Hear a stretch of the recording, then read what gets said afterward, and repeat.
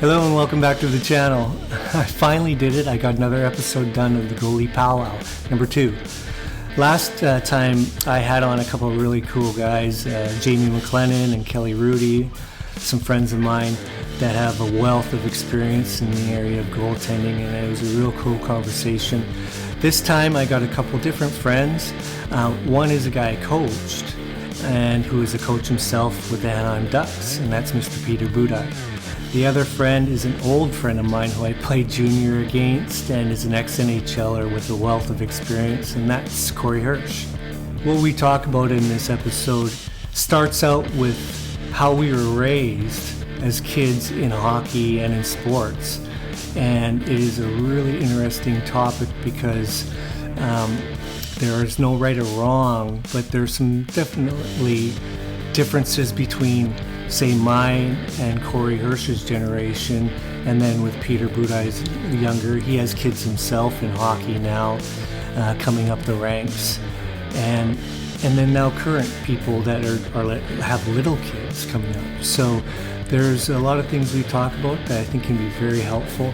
We go off in some different areas as well, so I hope you guys get something out of this. I know I had a great time. But before we get going, don't forget to subscribe, like, and share, and I really hope you enjoy this.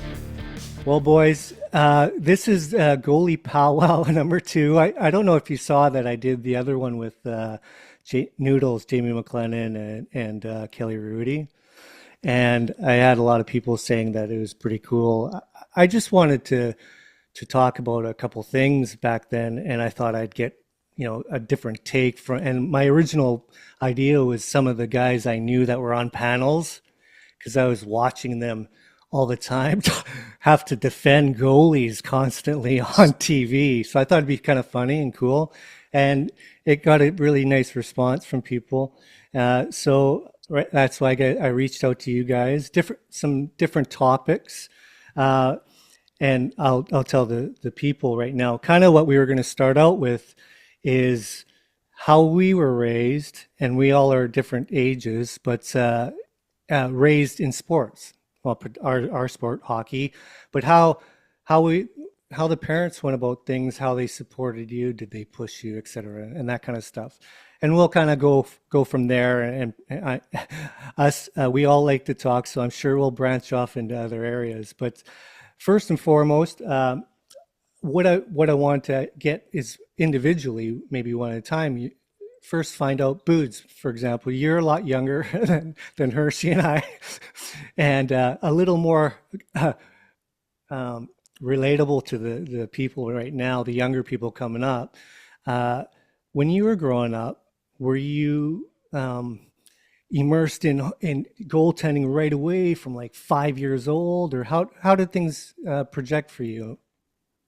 Yeah, first of all, thank you for letting me going first, even though that I'm way younger. And I appreciate that. Sorry, Hershey, but Oh, no, no. yeah. So yeah, like the whole thing with the parenting, and I see it myself right now when I see my kids. They're playing sports, they're playing hockey. And my younger one is my older one is getting drafted and all that stuff. But I've been kind of in a parent thing. When I was raised, I was raised in a family that we like sports in general. Like my dad played soccer until he was maybe like 13, 14. Then he ended up doing something else. My mom played tennis till like 13, 14. But basically, in my country, like sports was, I was raised in a socialist country back in Eastern Bloc a long time ago, Mm. and I think sports were, it was kind of like a measuring stick to kind of like compete versus the West, back in the day. So a lot of schools, a lot of stuff were sports orientated. So sports were kind of like most of the kids did sports. Like we're a small country with only 5 million people. So most of the kids were playing any kind of sport. But for me personally, like I liked hockey. I always wanted to be a goaltender since I was a kid. I watched games and with my parents when I was super little. I watched not just hockey, but we watched tennis, we watched Wimbledon, we watched French Open, we watched Formula One, obviously lots and lots and lots of soccer. So yeah, like I grew up in like sports family. Not that we did so many sports, because back then in my country it wasn't very organized. Like you pick one organized sport Mm-hmm. and you did that sport. Then you play everything else either on the streets or with your buddies, or somebody get together over the weekend, and you play a round of tennis, or you play a round of soccer on the streets, or you find like a small field and making it out of t-shirts, and you just play. So I always wanted to be a goaltender. I never want to be a player. No offense to the players, but I always was inclined to, and I remember actually I watched Hershey, and I don't want to come back to that, but I was so mad because I was always rooting for Canada when I was a kid, because I wanted to, like, I always was like in my dream, as an Eastern Bloc kid, like wanted to go to Canada and play uh hockey on like the highest level. So when you guys play Sweden, I was so mad when Peter Forsberg scored that goal. I was so mad, and my brother was obviously rooting against me, because it's the brothers, right? So I was so mad. I was like, it's such a cocky thing what he did with the one hand. I just can't stand it. And I was so mad. But yeah, so I always watched the game and I always loved it and I always wanted to do it.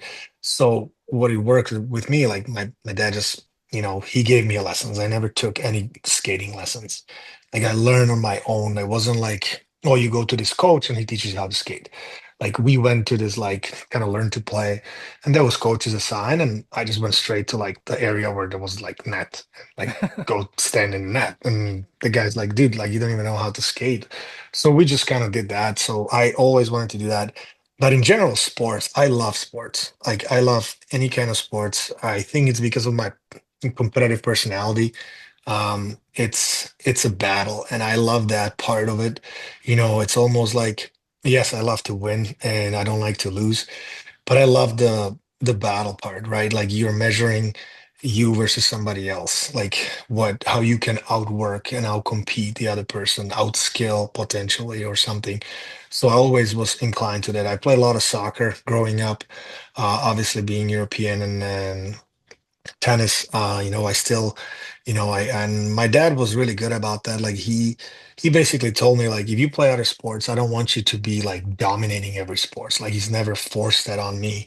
Like, but he said, like, I would like you to be able to play every sport. Like I would love you if you can, like, you go play basketball, you know how to dribble, you know the rules, you know how to shoot, and you're not gonna be the best, but you're gonna be relevant, and same thing with tennis, same thing.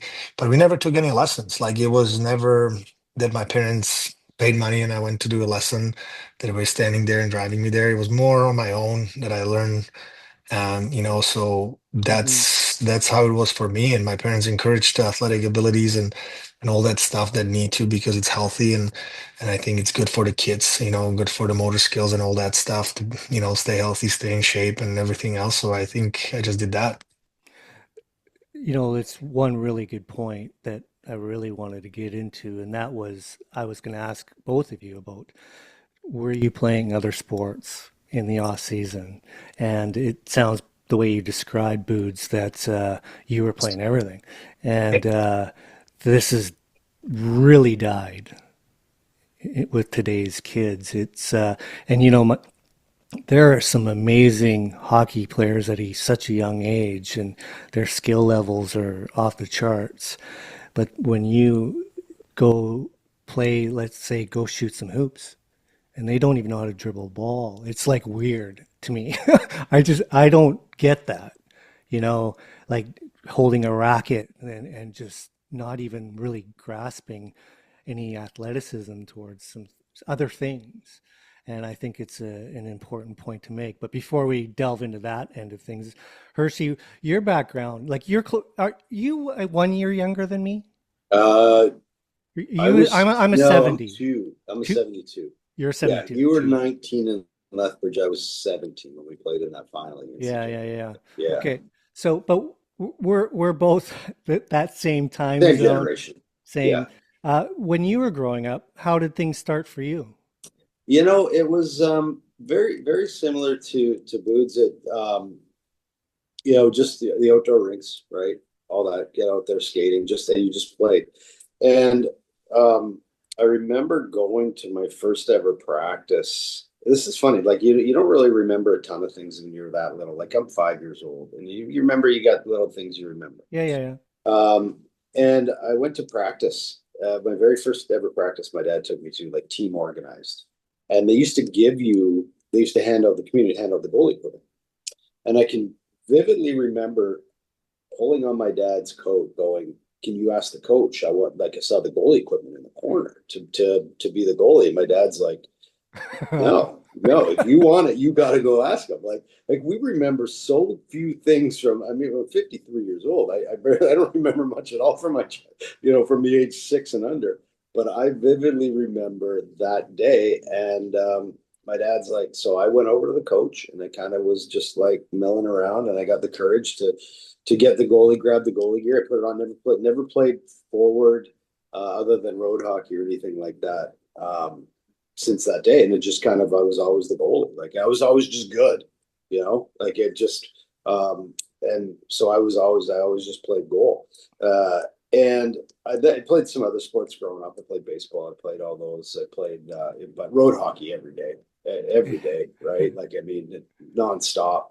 And actually, I think that's probably where I developed a lot of my athleticism was just other skills, like just playing with my Yeah. friends outside, right? And our kids these days, they don't do that as much, right? Like other we play football, or we play, you're developing your athletic ability. But the other side of this too is that you didn't have to have money to be the goalie back then, right? Like now your parents have to be well off and have the means to be able to afford it. Yeah. So I look back today, and I'm like, my parents would have never been able to afford it with my blue collar family, right? So cost is a bit of an issue today, obviously, but just from there, yeah, and you know what? I don't know how Boots, if you're like this in Dusty, but it sounds like it. But like you could put a tennis racket in my hand, a basketball, a baseball, a football. I could just do it, and I would do it well. I just had that talent, blessed with athletic ability, right? You ask me to paint you a picture of somebody, and I'll draw you a stick man because I have zero artistic ability, right? So we all have our gifts and talents that we have, and I was blessed with athletic ability, and I think to get to the NHL level, I don't know too many guys that wouldn't be able to just pick up a baseball bat and be able to do it and do it really well. So that's kind of, I was always just good at sports. It was just my thing. But it's also all I wanted to do. I didn't want to do anything else. I didn't want to do my homework. Right? I mean, I was like, I get my 50%, and I'd be like, yes, I passed, right? Like, yes, but yeah, then just junior hockey and all that. Dusty, I got blessed by playing in Kamloops. And that's another thing I tell parents too, is like, you have no idea, your Gretzky's, your Patrick Roy's, your Marty Brodeurs, your Mario Lemieux, those guys, Connor McDavid, they could play in a garbage can, and someone's going to find them and put them on an NHL team. The rest of us, right team, right place, right time. Yes, you have to play well. You have to be good. You have to play well. But man, there are so many things that I look back and go, wow, if this doesn't happen and that doesn't happen, that never happens, and this never happens. And right, I mean, I get on a junior team with Scott Niedermayer and Daryl Sador. Scott Niedermayer is arguably one of the top 5 defensemen in history to ever play in the National Hockey League, right? So this is my junior hockey defenseman. So it's really cool, and just to look back and just all the things that we're just so lucky to do. It just, you look and you go, wow, I can't. Boots, you bring up the Olympics. The Olympics, they split the Olympics, the summer and the winter games. So they went the summer and the Olympic winters used to be in the same year. Right. Yeah. And they decided they were going to split them. So they did winter 92, 94, 98. Right. If they don't do that, I never play in the Olympics. Tom Rennie is my junior coach. I went to the Memorial Cup with him. He gets the head coaching job for that Olympic team. Right. So if those things don't happen, I never play in the Olympics. So it's so cool how the game is just, your life is on, everyone's life evolves and all that. But ours in sports is it's a fast forward, right? It's like everything, stuff just happens so quickly, and connect the dots. And, you know, a GM decides to trade you to Florida instead of at the last minute instead of Anaheim, and you have a completely different life, right? And so that's where sports is so cool, because so many things can happen so quickly. And I'm just so lucky to have had the career I had. You know, and it's just, and look, I'm sitting here talking with you two guys, right? Because we played the same game. How great is that, right? It's so awesome. The game is great. You know, back to the part where parents get involved. To what extent? Yours, Boods, yours, Hershey, mine. I guess maybe I won't go into big detail about the way I was brought up, but I was telling you guys earlier, I use it all the time in my coaching and what I do now with the young kids, and when I have to end up speaking with parents, because they're God, they're loving parents and they want the best for their kids, but I can always pick out the ones that are really pushing. And one of the things I talk about quite often is when I was brought up, I used, looking back as a parent, when my kids were being raised, I would often look back at how I was brought up. Because, as an athlete, a pro athlete, you can kind of get, like, what it takes. So you want to tell them, what it takes, but then I just remembered what my parents did. And my mom and dad weren't athletes. And my dad was a beer leaguer at best, not very good one, and but loved hockey, and we would watch it. But the one thing that stuck out for me and how they brought me up was they didn't say shit. They just would take me to anything I wanted to do. Like back then, it was just drop me off at four rinks and leave me there for the day, and I would sneak on the open skate, but even before that, when I became a goalie, they just would sit there in the stands, and I'd get scored on 7 times, and they would just pat me on the back and ask if I wanted to go to McDonald's, and and that was it. But they would and then they would be like, "Wow, you played great," and that would be it. It just kept supporting, but in a way where I was my own, usually your own worst critic, right? Especially when you're a kid, when you stink, when you play great. But the parents just gave me this balance. And then I wanted to play baseball, so I played baseball. And truth be known, I was as good a baseball player as I was a hockey player. And I played, Wally All-Stars right up to after my 13-year-old year. And it was right my 14-year-old year I decided I want to be a hockey player for real. And in 15, I played in the BC Hockey League.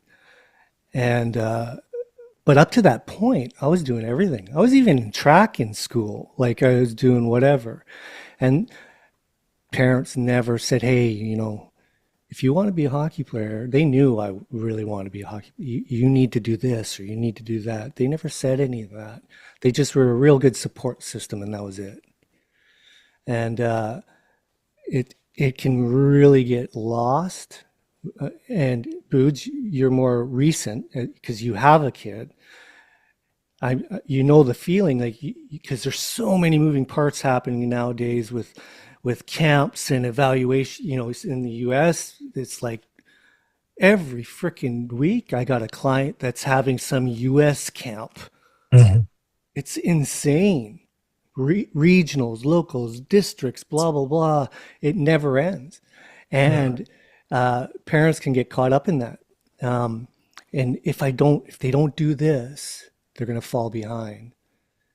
As opposed to maybe creating a more balanced environment for them to enjoy what they're doing and just have fun with it. Because, like you said, Hershey, a lot of things got to line up. Yeah. So you might as well enjoy and be grateful for what you're doing at that moment, because that's you're going to get the best version of yourself, and then you have a chance at least. Yeah. But if you're putting all this pressure and they're starting to feel it because the parents are pressuring, then that camp where they need to do well, they don't, you know? And I just think it's a really, really interesting topic and different generations here, but oddly enough, very similar. And that's why I wanted having ex-pros talk about this and hearing how they were raised and what they were doing has some validity. And to hopefully to some parents that would be watching this that weren't pro goalies or whatever, and can maybe take a step back and realize that, for him or her to play their best, I should probably try to create a balanced environment for them and have fun doing it, as opposed to making sure they're in that camp. They need to work on their skating, so they got to go in a skating camp. They got to, you know, it, it's. I'm sure, Booj, you've seen it because you've been around the Yeah. parents uh, Yeah. with your kids' teams. Am I wrong? No, it's true. Like I think there's a kind of like a sense of like a peer pressure that like these parents are feeling. First of all, a lot of times parents wants it more as a kid, especially at the young age. You know, when they get to the 15, if the kid doesn't want it by age 15, there's no sense of, like it's hard to do something. They're getting into that age, they get 16, 17, juniors, etc. Like there's a lot, but what I want to point out is completely true, but I don't know, like I don't remember, and I think this is a big part.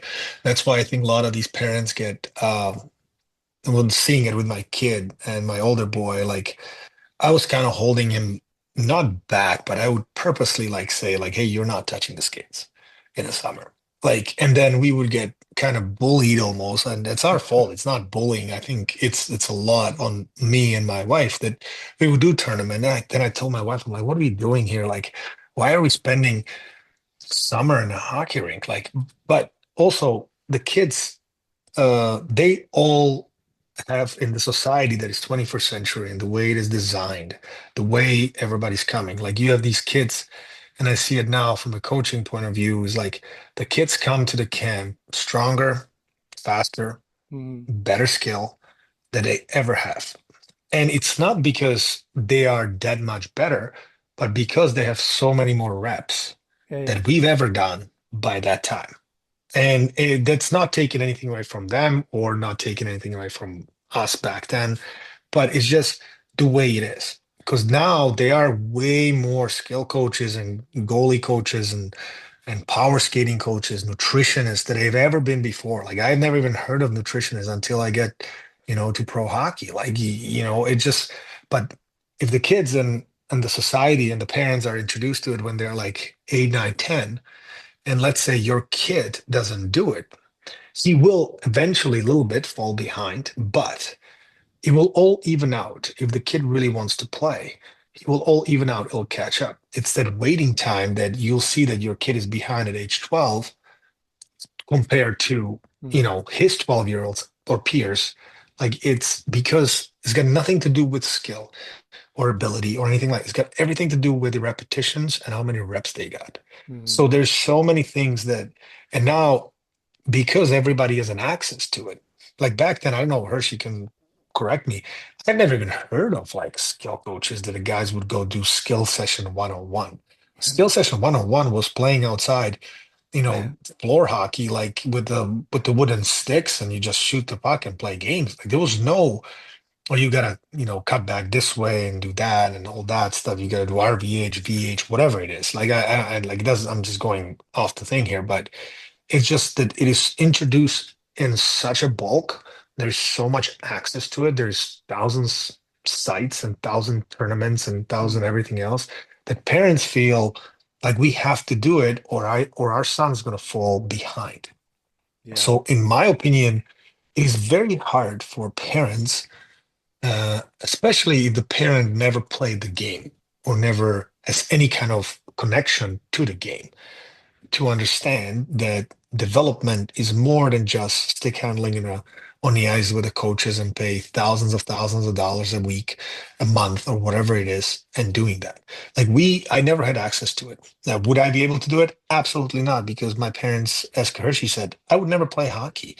Like the money that is spent on the hockey is incredible. You have prep schools at age 14, 15 that they pay $80,000 for one kid to get there. That's unheard of. That is a robbery, in my opinion. It is complete robbery. But I know that they get, schooling and they have cool stuff and they have the power skating coaches. So you sell the product, people buy it. They're great salesmen. But on the other hand, the kids do come to camps, if it is an NHL camp or junior camp, way more prepared physically, skill wise. I wouldn't say emotionally, but mentally. But I would say that the physical aspect that you can just do the repetition way more than we ever have. Like they do. So I think that it is very difficult for parents, and I see it with other kids that they are my son's, teammates, parents and stuff. Like they get pressure into it. Like they're worried that their effort and their son's effort is gonna get wasted because they didn't do that extra skill session and everything else. It's very hard. It's very easy to fall into this rabbit hole that you just go down and it's doing. I don't think it's true because I think right now there's a lot of creation of players. They are, I would say, either goalie school goalies or like skill school goal players. They're amazing in doing stick handle through PEP or whatever is it called now. Like they're so good. When you look at them in practice, they're doing skill work. You're like, this guy's got to score 50 goals and come game, and he can't play.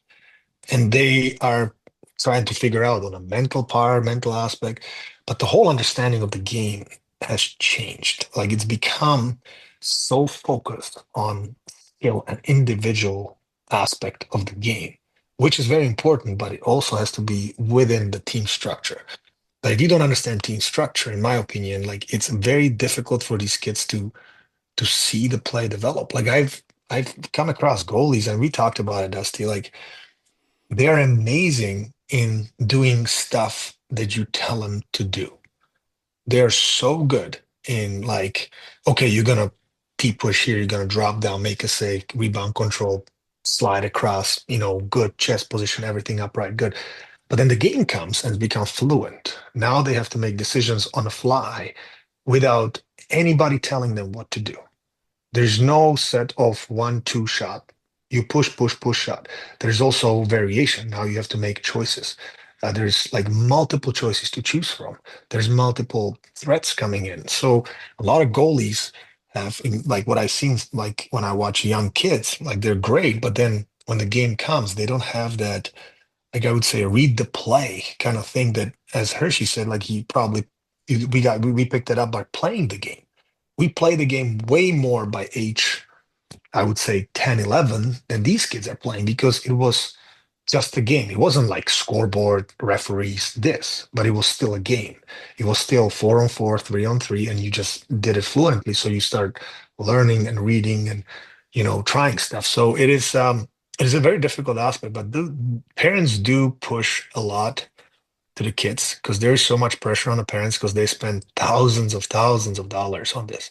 So they do subconsciously want to get something in reward and as a back because that's our, it's our humanity, I would say. Like if we spend money and time on something, we want to have some results. So it's very hard for them to, as you said, turn off and just let the kid enjoy the game. So that's why the kids feel so much pressure sometimes. It's well said as far as it's quite a very challenging thing to do as a parent, and where this balance is the way you've described more today's stuff and how it is, because you get really worried about what is too far behind, to say, okay, let's do Dusty's way and just let them be and let them play and do other things. But then where is that line where, okay, now they can't catch up? So I'm totally aware of that. But I do believe that there's one question I always ask parents if they have the balls to try to do it. to try to say it, is in the summer when they're like 10, 11, young, don't bring up hockey once the season's done. Don't bring it up. And then see if a week or two goes by, or if they come to you and say, hey, I really want to put the pads on and play. Can we do a goalie camp? Or can we do this? Can we sign up for 3-on-3? Whatever. But hold off and don't say anything. It's tough for a parent to do. Oh yeah. But if You might be waiting for a very long time, Dusty. Right? But here's my thing. I said, then that means they want to do other shit. Yeah, for sure. They want to go play with their friends, and that should be okay during the 9, 10, 11, even 12. If they want to go do other things, let them go do it. If they come to you and they want to play more hockey, so I'm not saying hard line, no hockey in the summer. I'm not saying that. Because some people, if you really love just more ice and just love it to death, why not do more? I got no problem with that. But I do believe that's where the parenting should come in. Where is the balance? You want to manage that so they're not just doing it because they want to stay up with the upper echelon. They don't want to fall behind. That shouldn't be the focus, is what I'm saying. The focus should be more on where their heart is and what that they're enjoying. Because I'll tell you what, and we've all had moments in our careers where the love of the game is dissipated. And probably not our best times, I'm sure. I lived with you through one of your darkest times, Boods. Yeah. And it wasn't fun. Yeah, it's tough. It's tough. And I agree with that. I think that, at the end of the day, it shouldn't be the parents' desire to play, but it should be the kids' desire to play, right? It's the bottom line why you play. But as Hershey said, to his point, he always wanted to do it. Yeah. This and it will eliminate some of this, are we just doing it because mom and dad wants to be them to be an NCAA player or AAA player or professional if everything falls into place like it should, or they hope they will. But it's very difficult for the parents because I feel like in general in parenting, we're an area, and I catch myself compared to how I grew up. We're very hands-on parents. Mm-hmm. We wanted to control every aspect of our kids' life, and I see it so much. You need to. And me and my wife, we catch ourselves doing the same thing, and we just wanted to control not just hockey and everything. Yeah. Dusty, I doubt that your parents were, as you said, they drop you off at the rink, you're good to go. You get home by yourself, you took the bus, you're good to go. There's no cell phones, there's no way to track you, there's nowhere to, to get a reminder, or your set schedule should be this one, and you have 15 minutes to get there. No, nothing like that. Yeah. So it's a very different society that we're living at right now, that you won't feel comfortable dropping off the kids at the rink at age 10, 11, 12 and tell them, hey, I'll pick you up at 3. You just hang out here with your practice, still here. There's no chance parents would do it. I'm guilty as charged. I would have a hard time doing it myself. I would have a really, really hard time with that. Hershey, what do you think? Yeah, well, I think one thing that comes up for me is that I think a lot of parents lack the ability to evaluate their kids, right? So, either they they think they're better than they are, or maybe they don't think they're as good as they are. But you have to be able to evaluate your kid. I don't know how you guys work. I've been making the NHL, as I said, and Boots and Dusty, you know how hard it is, right? And how good you have to be. So when you're pumping money into your kid that doesn't want to go to the rink or doesn't, you're wasting your money. You really are, or you're sending them to one of these hockey academies to pay $80,000, and he's on the fourth line, and put that money in another direction, right? What he loves or whatever. Maybe he loves the hockey or whatever, and that's great. But if you don't have the means to do it, you got to be able to evaluate your kid and where you're going to spend your dollars, right? I mean, that to me was a tough decision I had to make with my boy, right? Like I have a daughter that's a professional ballerina in Germany, and so we spent, she really had talent, she really had the ability, so we really, if I put kind of my funds in that direction in the sense that, okay, we're going to give her every opportunity. That wasn't that I didn't give my boy every opportunity, but I recognized he was never going to be, an NHL player. He was never going to be a college player. He played in the KIJHL in BC, which is fantastic, right? What a great experience to go play junior hockey anywhere. But I didn't have to dump in $80,000, right? We kind of went in a different direction with them, and his life's turned out, pretty well. But you got to be able to evaluate your kids. I see these parents, you're dropping 80 grand, oh yeah, well maybe he might get a scholarship for your ride. Well, you just paid, 4 years for him to play, at two. You could have paid for his education for half of that, right? So it's like I think parents, you have to be able to evaluate your kids, and that doesn't mean you don't give them the opportunity, but you have to be able to evaluate what level they're at, right, and how good they are, and what's the direction, what the kids love. But for me, the game is important, and if you can keep your kids in it at any level, right? Think of the friends we made, the lessons we learned out of it, right? Like I tell people, and people, my mental health stuff, it's out there, it's public, and I tell people the same thing. People are like, "How did hockey do this to you?" And I'm like, "Hockey kept me alive, right?" Mm. And it sounds like Boots went through some dark stuff, and you probably, Dusty, I know we've all had our issues, and hockey gave us the resilience, the courage, the lessons, those things that we needed to learn, those skills in life. So the game teaches that, but you don't need to spend $80,000, Mhm. to go to a school to get those experiences. You can play at any level and get those things with hockey. Hockey's a great game, but the money is out of control. Like it is absolutely out of control. And then, one thing I was going to throw at you and Boods was everyone talks about the state of goaltending in Canada. And we don't have a Patrick Waugh. We don't have a Marty Brodeur anymore. We don't have Jordan Binnington, great goalie, right? Really, really good goalie. But he's never going to be Marty Brodeur or Patrick Waugh, Right. right? And I'm wondering if you guys think that the cost of it, I think that I don't think we get all the kids being able to play goalie because the cost is almost double for a goalie parent than it is for just a forward, right? Because all the lessons and all this stuff we got to get private lessons and all that stuff. So if I'm a parent and I think my boy's pretty athletic, he might be a good goalie, but I don't have the means, I'm not putting him in net, right? So we've limited how many of our athletes can actually play that position. You have to have money, right? So Mhm. now you've shrunk the pool of athletic ability kids because they're going to go play forward or something because their parents don't want to drop double the money.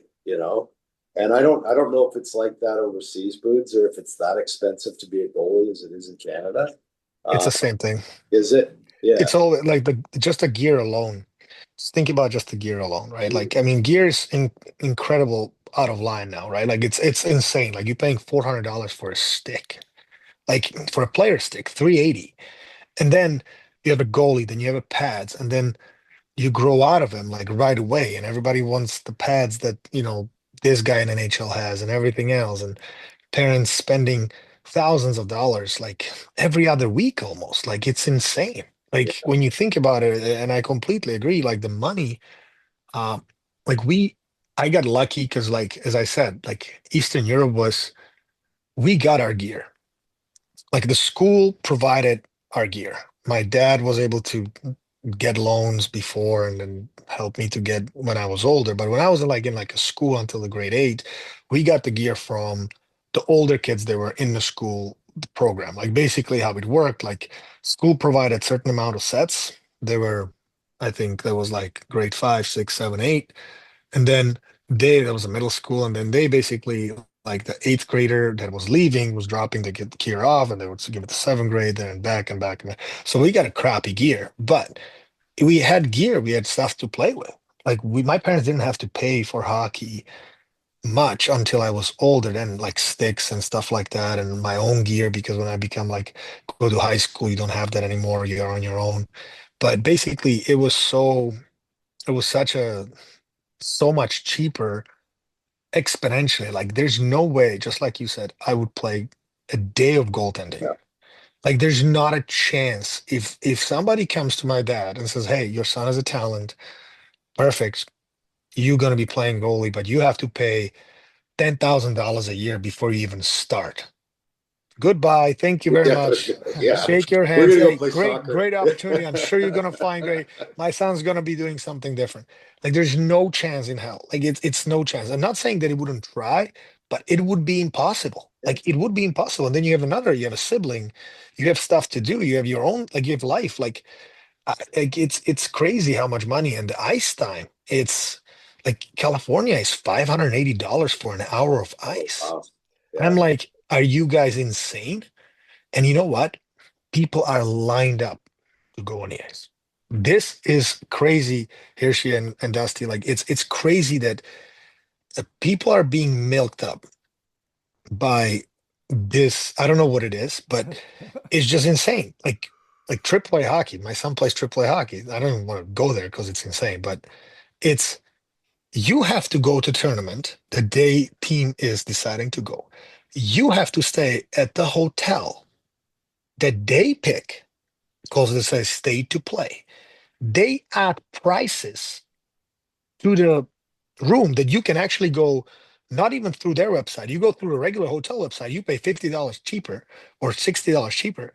And on top of it, like if the hotel is like in a place where there's like, let's say, amusement park, you have to buy a ticket for amusement park for a day they Yeah. pass for like I'm like, okay, hold on a second, guys. There's something not going on. Like the coaches are making, like in some top prep school, coaches are making, 6-digit stuff like 300,000 for it. Like it's insane. It's insane money. Like there's and school is paying it no problem. Plus they're actually still making money on that. My coaches were Like volunteer, right? yeah, like you have a like I have a guy who like was probably like half drunk and smoking darts in the Mine half was. corner. Like yeah, like smoking darts and like on the bus when we were driving, like in an old bus there was smell of like diesel and it was terrible. But that was like not now you have like I don't know, like you have crazy amount of stuff. So there's so much money involved. And once money gets involved in anything, it Mhm. becomes not about, the development sometimes, but about money. And parents are blinded by, in my opinion, I see it a lot. In my son has to play on the best team. Yeah. He has to play on this school because this school has the best reputation, and that's why all the scouts gonna see him, and they don't care that their son is playing, 7 minutes a night. But they are having banners at U14s, U13s. They can put their banner on the bed and be excited, but that doesn't mean anything and it's crazy like it's getting out of hand in that position and I'm not like being like pouty here or anything like that. There's nothing. It's a game, like world evolves, different generation and everything else, but these parents are literally, some people are putting their whole livelihood on the line just for their kids to play, And if your and it shouldn't be kid's, that way. yeah, if your kid's not playing, get him somewhere where he's going to play. Yeah, Like they don't get any better just because they're on the best team and they sit on the bench, especially a yeah, goalie, right? yeah, Like if he's sitting on the bench, he's only playing 7, 8 games, and the other kid's playing 30 or whatever. Your kid's not getting any better. That's great. He's on the best team, but he's like, you get better by getting on the ice and playing in yeah, games, right? Like, yeah, and I was going to say this too, even in practices. I don't know how you guys would, but with practice, you do all the drills, you do the 3-on-O's, the 5-on-O's, and all that. Yeah, they were great. But where I got better were the game type situation drills, right? The 3-on-2 down low, right? I didn't get better because I went and I did hockey school style this and that, and then this yeah, guy shot over here, and then this guy, and then I had to try. Yeah, those little skills help. But I got better, I felt in practice. I was always prepared for the game type situation drills we do in practice because I thought they were the most realistic and closest to the game. You know, that's where I focused my attention was, 3-on-2 down low, coach jump another puck, and there'd be 3-on-3 down low, and I'd have to read where this guy's going, where my defenseman is here, and figure out where everybody was on the ice, right? Rather than just, straight away shot here, like set drills. Those are fine, but you're gonna get better by playing the games, right? That's how you get better, Yeah. Hershey, I want to, based off what you just said, I want to circle back to what you were asking earlier. I want to give you my take on it, and that was Canada goalies, Yeah. and how this is regressed. You want to open up that one, boys? And we don't have a Y anymore, or Marty Brodeur. And one of the biggest things for me, and I have played and worked with the Hockey Canada, and I've been through that whole thing. You have too, Hershey. And what we're talking about here, and how you're constantly working on skills, and alluding to what you were just speaking about, and just playing the game. We got to work on our skills for sure, no doubt. Yeah. But and you look through the list of kids, like all the way from 10 all the way up to junior goalies. You're like, whoa, holy smokes! For that age, man, they skate so well, they move so well, and then you drop the fucking puck, and it's like, what? Like, how did he not get in the way of that? It's like they do everything right, and they don't get in front of the puck, and you're wondering why. And this is what I think a lot of how it's been a lot of years now of developing goalies in Canada, and I would argue US is similar, but maybe a little bit different, not too far different, but not allowing them to just, and this is how I coached when I was still coaching in the NHL, letting, even if I had a goalie that had some things to be worked, I would let them play and let them feel the game. And we can tweak some things here and there, but they have to have an ability to feel the game, and that's reading plays and reading and reacting to situational play. That's gone. And in so many kids coming up now, it's like drills, and they're so efficient in what they do. But then when a puck hits a shin pad, it goes that way, it's like they have that delayed little reaction and can't read outside the box. And that's one thing I look at a lot of Finnish goalies, and I'm like, what is different? And then if you delve into how they're teaching over there, they're up to, I don't know what age, they're not doing they're just letting them play. And purposefully, to allow them to develop their own personalities and their own styles, and what, they're going to be watched, especially with today's world, with social media, and they can YouTube till the cows come home of their favorite goalies, and they will start to emulate, which is cool. But that's finding yourself, right? And then dropping the puck and then playing 3-on-3, or just summer hockey, how we used to do it. There was one pro skate when I played, and we just get there, put on our gear, drop the puck, and you had Joe Sakic and like Trevor Linden and guys coming down and just tinking it around, and you having to figure it out. As opposed to getting in constantly doing skills, and not letting yourself develop a sense of the game. That's my take on, we've kind of strangleholded the development of skills to these kids, and really produced skilled goalies, but are wondering why we don't have these goalies that just, win the Stanley Cup like on their own, and won the Conn Smythe. I'll tell you, I worked, Boods, you played with Quickie. Yeah. You skated with him in practice. Is he goalie school technical? No, like the Quickie, And it's crazy because he's still playing and he's still playing solid for his age. And obviously his style with his age doesn't allow him to be what he was maybe like 10 years ago. But because he's so smart of reading the play, he can get the longevity of his career longer. Because if you have all the skill in the world, but as you said, like in my opinion, like you can't read the play, you can't adjust on the fly. You can have the best skating ability, best everything else, but you're not going to stop the puck. Especially in today's NHL where everything is east-west. It used to be north-south, now everything is east-west. Like players are skilled, they can make all these crazy, crazy plays. So if you don't know how to read it and you're just expecting to always beat the game by age 35, it's not going to happen. Like you're slowing down and everything else. But Quickie, even though he is, what is he, like 38 now, I think? He could be up there, right? Yeah. So he's 38 years old, like, and he still have really good games that he's unbeatable. Yeah, sometimes like everybody's gonna have a tough game, but he still plays. He's still a solid backup. Like they still want him as a backup because of his experience and they can count on him. But it's like he can read the play so well, and he doesn't do skill stuff. I'm not saying here, and I hope that listeners are not saying that you don't need, as you guys said, like skill. We all need that skill, Oh, but yeah. that's a part of it. It's not be all and know all. It's not like everything.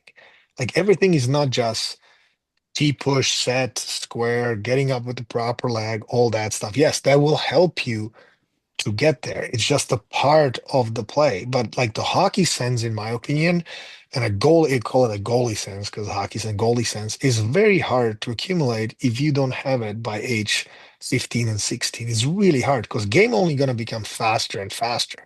It's not slowing down, it's getting faster. Players are getting better. So if you don't have that natural sense that comes, as you said, guys, and I agree with you guys completely, with playing the game, that's how you learn. You learn playing the game. You look playing. That's why, like, best hockey sense are the guys, not goalie school guys, but it's still guys that play the most. Like, you need to play the game, and that's how it is. That's why, like, being on a team that, well, being on a best team that allows 7 shots a game. Yeah, you're playing the game. You're not getting better. Like I always said to my son, and I always said to parents that I know as a goalies on my son's team, I was like, if my son is a goalie, I'm purposely putting him on average team. I would always put him on an average team because he has to face 45 shots. And I don't care if it is 7-1, but he made 38 saves compared to the guy who got a shutout with 11 shots. That's completely different. He is tripling the stuff that he's getting better, even though it's not showing up on analytics and stats because you're losing, but you are developing.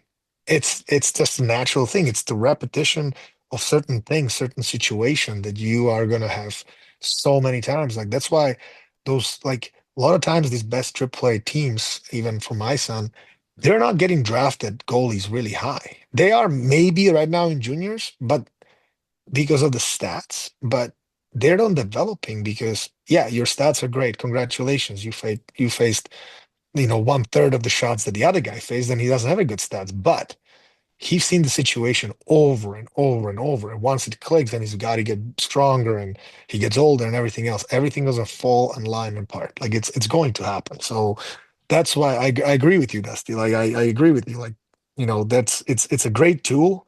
And goaltending coaches, like, skill coaches, like for like certain stuff, yes, you need to learn. And in my opinion, the most important part for goaltending, obviously, this is a hockey sense, but it's skating. You need to be able to skate. Like the game is so fast. If you cannot skate, it's gonna catch up to you. Like it will catch up to you sooner or later. Like it's just the game's becoming faster and faster. So But that can be worked on without, and I don't want to lose some people their money in their jobs, but you can learn that on your own Yeah. in between drills, yeah, and like you literally can work on it during a regular practice. It doesn't need, you don't need to spend 500 and some dollars to rent some ice and then pay a skills coach to go do that. My point is back to what Hershey said in Canada. Do you agree with kind of what I'm saying regarding Canada and because there's great goalies. I'm not saying there aren't good goalies coming up, But it's just the types of goalies we used to develop were had the freedom to become something on their own and develop a style, an identity, if you will. One goalie, though, that I want to really maybe add some encouragement to, that there are some goalies out there that I'm like, whoa, that's if we could see more of that. And that's that kid in Calgary. Oh, Uh, you love Dustin Wolf, don't you? Yeah. I'm all for that, right? Like skating skill is off the charts, but it's like he will battle to the cows come home, and he'll throw an arm out. He'll do, but he's a great skater, and he makes the most out of what his size is. His agility is awesome. He's just that's kind of a balance that I'm talking about. You're super technical and skilled, but it looks to me, anyways, I could be wrong, that he is really kind of just playing the game. You know, with he learns all the skills and now he just plays. It's I like to see more of that. The combination of the athleticism of a quickie, but maybe the technical ability of a Blackwood or you know, like that combination that I don't see a whole lot of anymore. See, Birds will get probably tired of hearing this because he's probably heard it way too many times when I coach. But I love watching. I used to love watching Tuukka Rask. You know, that's right. You love Tuca, yeah? Like, It's that it's, combination, right? I but don't. yeah, it's crazy. I don't know what do you think, Hershey, about this thing? Like, I agree. Like, it's everybody's bringing a special element to the game. Like you, Hershey, you, Dusty, me, whoever, like simple skating and all that stuff. You have to learn how to move and everything else. But that I love goalies that compete. As you said that, they compete. Like, I'm fortunate enough to work with I work with good goalies, and that Lucas Dostal is a competitor. Like he wants to stop every puck all the time, like all the time. Like it's so great to see that because that's why you play goalie. Like you remember all the kids the players that I watched when I was a kid. Like you want to see the competitive spirit, not just ABCs. I'm in a good position. Okay, it didn't hit me. Okay, that's good. I was still in a good position. Yeah, I just made a nice shot. No, try to make that save, even though you're in the right spot. Don't let a puck just hit you. Like so many times I've seen from young goalies here, like you are in the right position, but like still battle for that puck. Like that is just that's why we play the sport. Like we want to outcompete the shooter so he doesn't score. That's the main part. Like yes, it should be in a best perfect world. It is under control, hit you in the chest, you're at the right time. But I don't know, like how many times in a game you are perfect position. Not that many times. You try to get as perfect as possible, but you might not be able to. But that's where the compete evens out that you might be late, that you misread the situation. But that compete sometimes, I think it's not, I would say lacking, but it's just kind of pushed away with, um, let me put it the right way so I don't step on anybody's toes. Um, we're so drawn on like judging the play based on numbers, like analytic numbers. And I love analytics. Don't take me wrong. I love analytics as a tool. They can make you a better goalie, but that only works if you compete your butt off the entire time. Like that is huge for me because I think yes, analytic can help you with the stuff, but as a tool, it cannot be the last priority. It should be me not letting that puck go in. And I got to do whatever it takes to stop that puck. Like that compete. Like I love to see when I see a goalie who competes. Hershey, when you can look back at your playing career, uh, obviously when we were earlier in our careers, goalie coaches were not almost non-existent. Early in pro, you get some, but like they're not. Somebody's drinking, buddy. No doubt, right? It's the general manager or the coach's drinking buddy. All right. But did you ever have one though that really helped you? And if they did, in what way did they help you? Because I'll tell you what, I coach Boods, and Boods, you can correct me if I'm wrong, but the balance of me skill coaching, pointing out his skill stuff and things we need to work on versus his mindset and keeping him jacked and pumped about playing and keeping him all just amped up about playing was way like this. Like I would once in a while bring up something about something maybe work on, but it was really way more geared toward keeping him just really pumped about stopping the puck and playing. And I just elevated his game that way. Did you ever have coaches that you really felt helped you, but was it more in that area than say, hey, Hershey, you need to do this or do that or whatever? Yeah.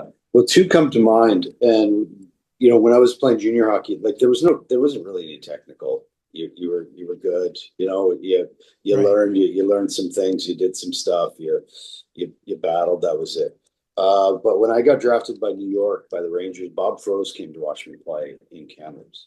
And he basically, what he taught me was he taught me the gift of like awaiting the shooter and having patience. Like he was like, I was stand-up style. It was technical. That was the style back then, right? That's what he learned. But when you're a stand-up style goalie, like you really have to have a lot of patience awaiting the shooter. And that's still true today. The best goalies are the ones that are the most patient, right? And I'll get back to what you were saying too. They're, the ones that are most patient. But you also have to know when to let go of technique. That moment you need to let go of it, right? And and then get back into it, right? There's technique, and then you got to know that moment that technique goes out the window, right? And then you got to get back to being more controlled. And that, I think that's where it's lost, and that's goalie sense. But Bob Froese was the one that came down and was like, he gave me the keys to the car of what it took to be an NHL goalie. So then I played in the NHL for a few years, but then goaltending changed. The butterfly style came in, right?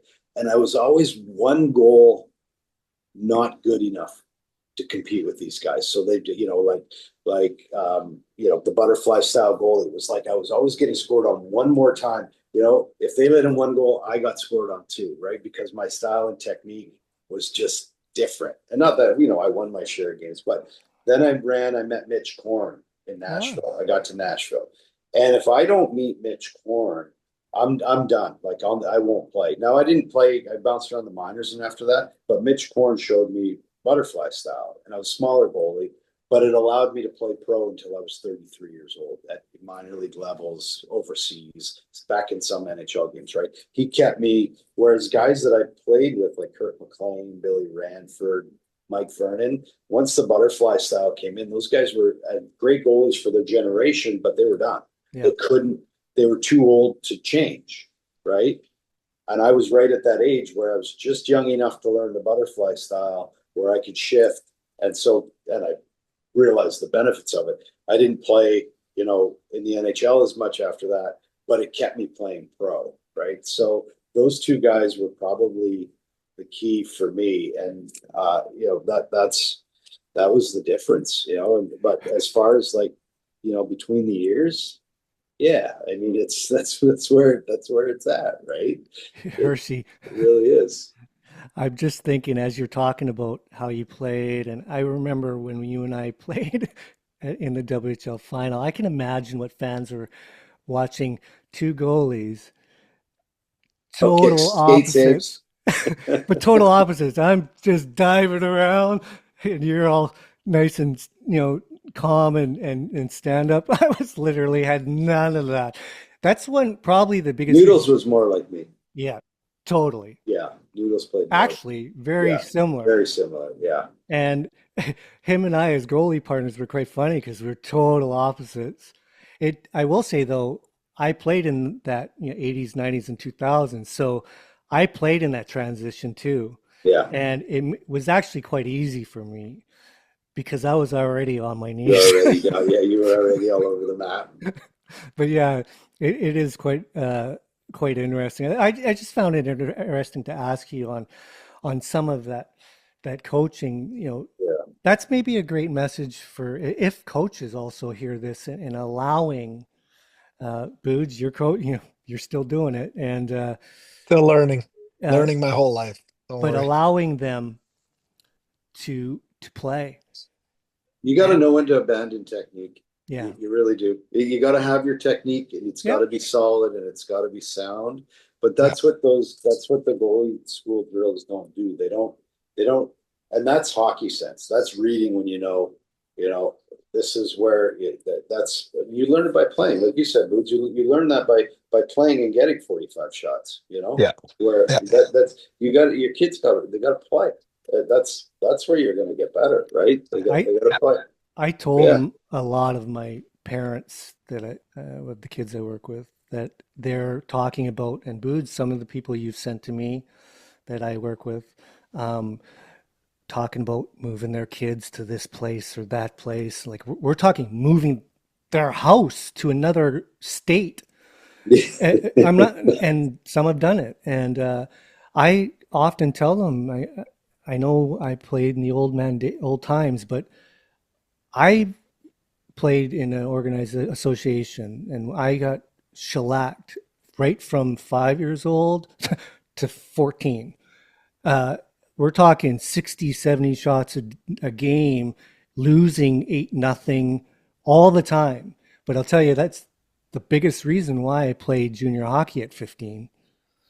By that time, I was so much better than the average goalie at that age that I was able to. And I got to give my parents a lot of credit to keep me on the positive end of things. And they're just like, "Whoa, you made see that was a sick glove save," and meanwhile we lose 7-0, right? Um, and it just kept me hungry, right, and kept going. I think playing on, obviously maybe not to that extreme, but like you said, Boods, average teams and getting lots of work is not a bad thing. Yeah, But I agree with that. I completely agree with that. It's almost like I don't know, like it always felt like when I played, like it was tougher to face less shots, but sometimes even if your team is really good, you're gonna face 4 or 5 really quality shots, even if you face only like 18, 20 shots. And it's harder to get in a game than if you from the puck drop, you're just facing an onslaught. Yeah, like you can get back in the game easier too. Like you letting one bad goal, but you know that another 15 shots are coming. Like you can get back in the game. It's hard when you're letting one bad goal and then all of a sudden you don't see the action for another 10 minutes, 7 minutes, you don't see anything. And then boom, all of a sudden 2-on-1, you gotta make a save because it's 1-0 them and you can't let him make it 2-0, right? But then as you said, the mental aspect comes into game, right? And the mental aspect of that moment brings. And I think the mental game, as you said, is something. It's what separates really good goalie from amazing goalie, or like it's that something that that's why I have a job. happens. That's why I Do have a you job now. do you guys think we'll see smaller goalies back again? I'd love to see some smaller goalies play. I think it's going Just to because, happen. I think so. I think so. I think now that there's like Bob is not really big. no, He's not huge. He's not huge. I mean, obviously Hellebuck won, the Hart Trophy, Vezina, and congratulate to him. But there's a lot of smaller goalies that they get overlooked before even the analytics. yes, Everybody's afraid of the analytics of like, well, you can't teach size, right? Like it's true, but it's a big circle. I think it's a big circle. Even with players, like you remember like 90s, you had to be huge to play, right? Like you had to be big, strong, boom. Then there was like era in like 2010s and stuff like that. Then you have smaller guys coming in, smaller guys. Now all the teams are drafting. I don't know if you watch the draft. There's like guys, huge guys being drafted again. Like I think it's just a big circle. And then I think it's gonna go with the goalies. I mean, obviously, if you're athletic and you're big, it's an advantage, right? But that doesn't mean that like smaller goalies cannot play the game. Like Shesterkin is a really good goalie, and he's what is he, 5'11", maybe 6, if that. Like I mean, I don't know how tall is he, but he's extremely good goalie. Yeah, they're gonna score high, and the moment they score high goal, you can't say it's like, well, he's not 6'4". I'm like, that doesn't really mean that the puck wouldn't go in, right? Like there's more to it than just the size, right? Like there's like how you use your size. You have goalies, they are 6'3" and look really small in net, and you have goalies, they're 5'11", 6 and look big in net. So it's also how you use that size. It's a Totally. it's an evolving thing, and it's a craft, right? Like it's like you can't just be like, okay, well, I'm 6'2" and I'm 15 years old, I'm awesome. Actually, in my opinion, sometimes it can be a disservice to the young goalies to be super tall right off the bat, because first of all, kids play half ice now, till like they're 10. So if the kid is taller, all he does is like, oh, I'm just gonna stay on my knees. They can't score because there's a smaller nets. You play half ice, so you actually learn bad habits. And then once the big net is introduced, now you have to move. Now you're like, oh crap, like what's going on here, right? Like, and then players gonna start shooting better because at age 8, not many kids can shoot. So your size is going to matter way more than later. Yeah, size does matter in my opinion, but it's how you use that size. There's got to be a way to use the size properly. And you got to play to your strengths, right? Like if you're not a good skater, you better be a good, play reader, and you better be in the right position most of the time, because if you're not, it doesn't matter how big you are, so, and if you are small, you better be fast skater so you can get there and you can beat that pass, you can be set before shots taken. There's a lot of stuff to it than just, oh, this guy's big, so he's gonna be really good. Oh, he's 6'9", okay, he's gonna be great. I'm like, okay, there's more to it. Yeah, I'd love to see smaller goalies get more opportunity. I think there's some really good ones out there. College kids and that just they don't even get drafted now, right? Yeah. You know? It definitely, I would love to think that guys like Dustin Wolf would open the door, but I've been in on the coaching in the office and management scouting meetings, and it's going to be a tough thing to Yeah, shift that tough sell. fully. But It's a tough sell. It's a tough sell. but It's a the tough sell. but with the last goalie powwow I did, the big topic was how much the save percentages and the statistics have dropped drastically for goalies, and how that pendulum swings, and the shooters are better, and then the goalies got good and can't score down low because of the new butterfly, and averages just plummeted, and then now players are like have the upper hand on Yep. these great and big goalies. It does open a door for young, smaller guys. If you're good and you're going and putting up numbers that are better than these big guys, they're going to get some opportunity. I don't think it's ever going to change where the big guy is going to get the benefit of the doubt more often than the small guy. But if you're a small guy and you're working on your game and you're lightning quick and you're stopping more pucks, like the Wolves and Saros and these guys, it can be done. I don't think it'll ever change, Hersey. But I think it does open the door to optimism for a young kid just because he's small that he's never going to play. If you're good enough, I believe that you can get an opportunity. It's not a guarantee, we all know this. Being small, it's a tough go.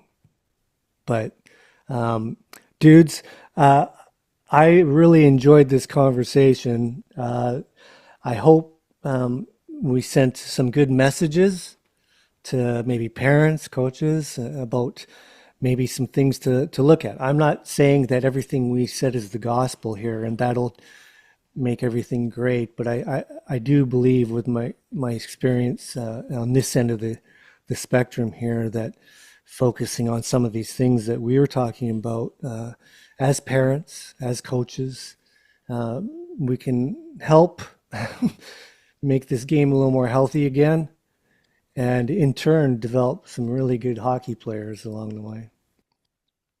Any last thoughts from you two? I think it was Go great. ahead. Thanks, Yeah. Dusty. Appreciate it. Always good. Food's always good seeing you. Yeah. Good luck with the kids. And Thank you very much. Hershey, we'll arrange a guitar lesson day and hang out. Hey, so you're Yes. saying you're getting better then? Yeah, I can play, but I need to now I need to get to the next, I Yeah. need to take that next step.